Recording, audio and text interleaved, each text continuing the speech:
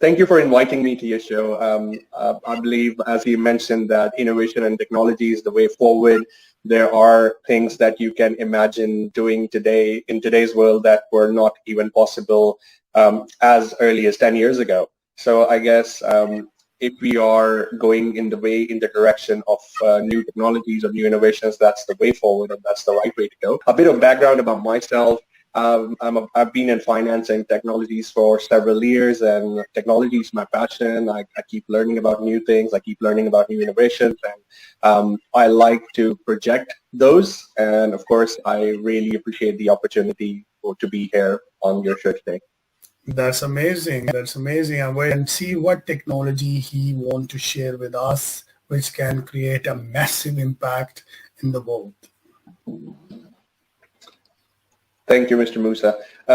I guess what innovation or what technologies that I will be sharing today, they're closer to my heart. And of course, as we've seen during the time of coronavirus, a lot of us were confined to our homes or our limited spaces. It has gained a lot of traction. Obviously, the issue is not new. It has been there for ages. It has been there for centuries, to say the least. But with technology, I guess there is a new chapter that's being written, and that is making it accessible to people who previously thought that they wouldn't have access to this. And I'm talking about nothing other than mental health. As you know, that mental health is a very sensitive topic. People across the world, they don't really see mental health as something that is worth highlighting, or as and for some people it may be stigmatizing as well. So I guess with the help of technology, there are issues that can be overcome.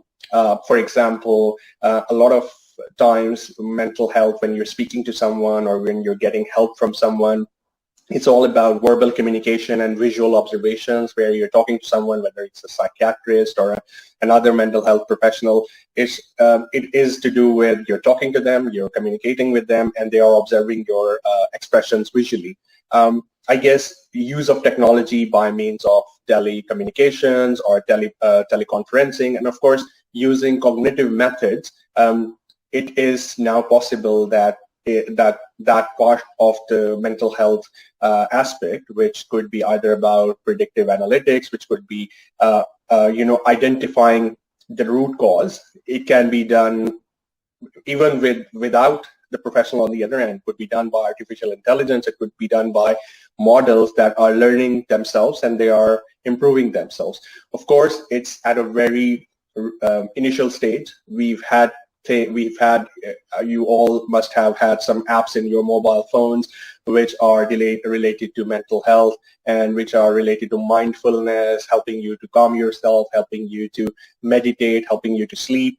But I guess that's just one step in a very long journey where you will have accessible mental health in years to come.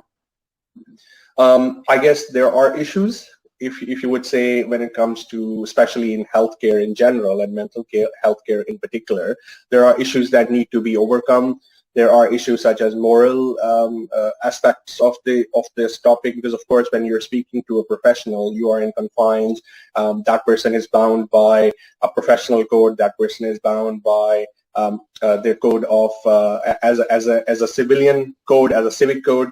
But when you're using a technology to help you with that aspect of your requirements, it boils down to who has written that program, who is behind that technology, how much accountable they are towards that. So I suppose those things need to be considered before this can be used. And the exciting thing is, when I was researching about mental health technologies, I saw that the technological part of mental health has been researched since like 40 years ago, but majority of the research, I would say 50% or more of the research, has been done in the last decade.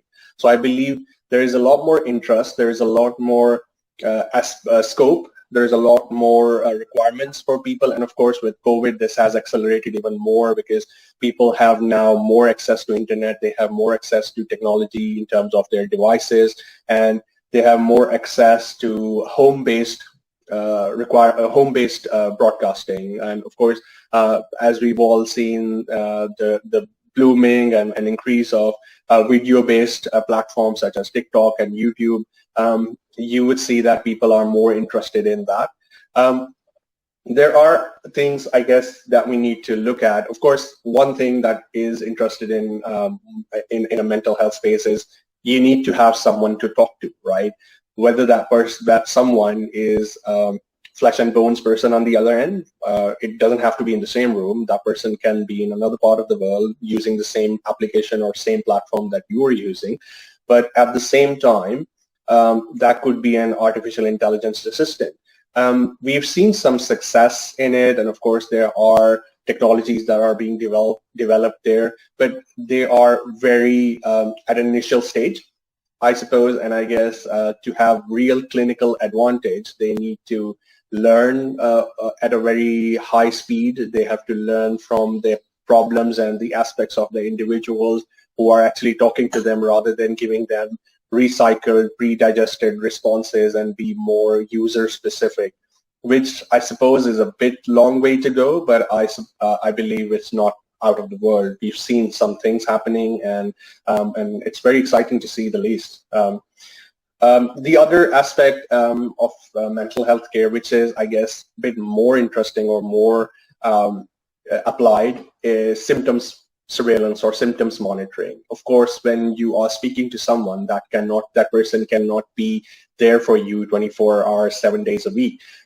You can only speak to them when you have issues, where you're talking to them on a predetermined appointment, but your symptoms, they are there with you all the time. So with technology, with the innovations, with the technological requirements and the technological advancements, there are things that could flow through you in a wearable format, like with Apple Watches or the Android watches that they're building.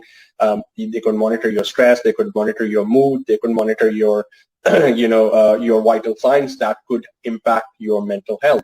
And then these can be compared by use of artificial intelligence in terms of how they match up against an actual clinician or an actual psychiatrist or a mental health professional doing the same sort of diagnostics.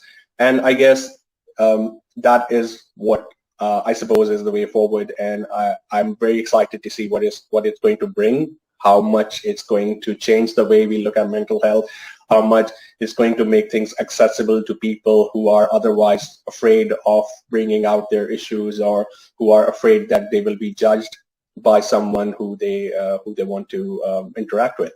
So I guess that's the gist of it, Mr. Musa. I'm happy to take your questions or where you think you'd like to learn more. That's amazing. Yes,